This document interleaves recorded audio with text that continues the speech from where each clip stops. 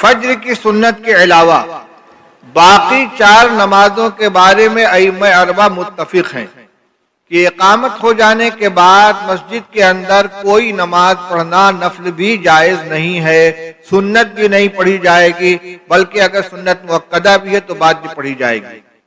لیکن فجر کی سنت کے بارے میں اختلاف ہے۔ امام شافعی اور امام احمد بن حنبل رحمہ اللہ تو اس کو بھی منع قرار دیتے ہیں کہ اگر اقامت ہو گئی ہے تو فجر کی سنت بھی نہیں پڑھی جائے گی، لیکن امام ابو حنیفہ اور امام مالک رحمہ اللہ کے نزدیک حکم یہ ہے کہ اگر جماعت مل جانے کی امید ہو تو حدود مسجد سے باہر 2 رکعت نماز پڑھ کر جماعت کے اندر شامل ہو جائے۔ پھر جماعت ملنے کی تشریح میں بھی تھوڑا سا اختلاف ہے۔ امام مالک رحمۃ اللہ علیہ فرماتے ہیں کہ اگر پہلی رکعت کے رکوع میں شریک ہو سکتا ہو، یعنی دونوں رکعت ملنے کی امید ہو تب سنت پڑھے گا، اور اگر رکعت چھوٹ جانے کی امید ہو تو سنت نہیں پڑھے گا۔ اور احناف کے یہاں 2 قول ہیں۔ ایک قول یہ کہ قاعدہ اخیرہ میں بھی شریک ہو سکتا ہو تو سنت پڑھ لے گا، لیکن راجح یہ ہے کہ کم سے کم 1 رکعت امام کے ساتھ مل جائے، رکوع میں شریک ہو جائے، کیونکہ آپ نے فرمایا من ادرک رکعتن فقط ادرک الصلاۃ، جس نے 1 رکعت پالی اس نے نماز پالی۔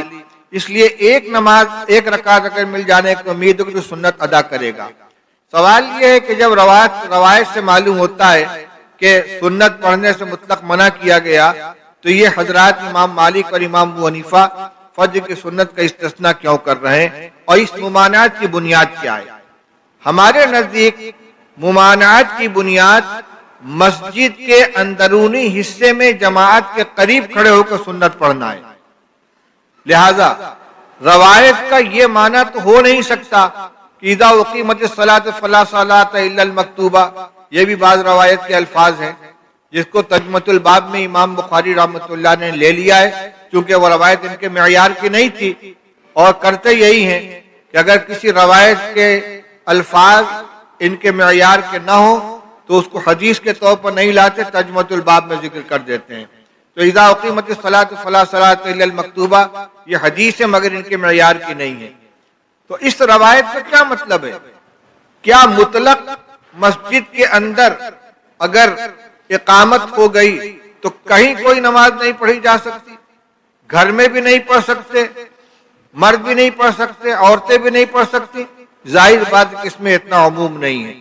تو ممانعت کی کوئی بنیاد ہوگی، وہ بنیاد یہی ہے کہ جب مسجد کے اندر جماعت ہو رہی ہے تو جماعت سے الگ کھڑے ہو کر کوئی نماز پڑھنے کی گنجائش نہیں ہے، اور جو حضرات اجازت دیتے ہیں وہ یہ کہتے ہیں کہ جماعت سے الگ ہو کر اگر خارج مسجد کوئی جگہ ہے تو اس میں سنت ادا کرے گا، اور اگر خارج مسجد جگہ نہ ہو تو ایسی جگہ کنارے کھڑے ہو کر سنت ادا کرے کہ جماعت کے ساتھ اشتباہ نہ ہونے پائے۔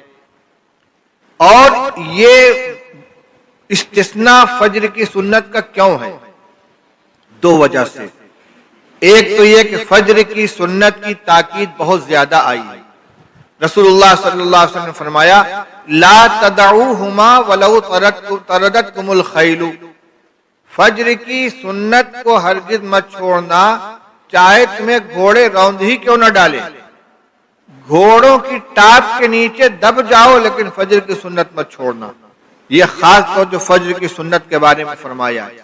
اسی طرح اگر کسی کی جماعت چھوٹ گئی ہو اور وقت نکل گیا ہو تو سوائے فجر کی سنت کے کسی سنت کی قضا نہیں ہے۔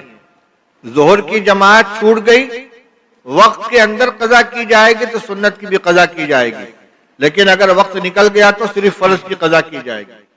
اور فجر کی نماز چھوٹ گئی ہے تو جب تک زوال شمس کا وقت نہ آ جائے اس وقت تک اگر فجر پڑھی جائے گی تو فرض و سنت دونوں کی قضا کی جائے گی۔ اور بڑی وجہ یہ ہے کہ صحابہ کرام رضی اللہ تعالی عنہ کی بڑی جماعت سے یہ عمل منقول ہے کہ وہ مسجد کے اندر آئے، جماعت ہو رہی ہے، انہوں نے کہیں کنارے کھڑے ہو کر سنت ادا کر لی۔ حضرت عبداللہ ابن عمر رضی اللہ تعالیٰ عنہ مسجد میں تشریف لائے، دیکھا کہ جماعت ہو رہی ہے حضرت حفصہ رضی اللہ تعالی عنہا کے حجرے میں، جو ان کی بہن کا حجرہ ہے، ان اندر تشریف لے گئے اور سنت ادا کی اور آ کے جماعت میں شامل ہو گئے۔ مصنف ابن ابی شیبہ اور شرح مشکل الآثار، شرح معانی الآثار امام طحاوی کی 20 صحابہ سے تقریباً اس طرح کا عمل منقول ہے۔ ظاہر بات ہے کہ یہ روایت اور حضور صلی اللہ علیہ وسلم کی تاکید ان کے سامنے بھی تھی، لیکن وہ یہ سمجھتے تھے کہ فجر کی نماز فجر کی سنت کا معاملہ اور سنتوں سے الگ ہے۔ تو ہمارے نزدیک دونوں فضیلتوں کو جمع کرنا ہے کہ جماعت چھوٹنے بھی نہ پائے اور مسجد کے اندرونی حصے میں سنت بھی ادا نہ کی جائے اور فجر کی سنت بھی ادا ہو جائے۔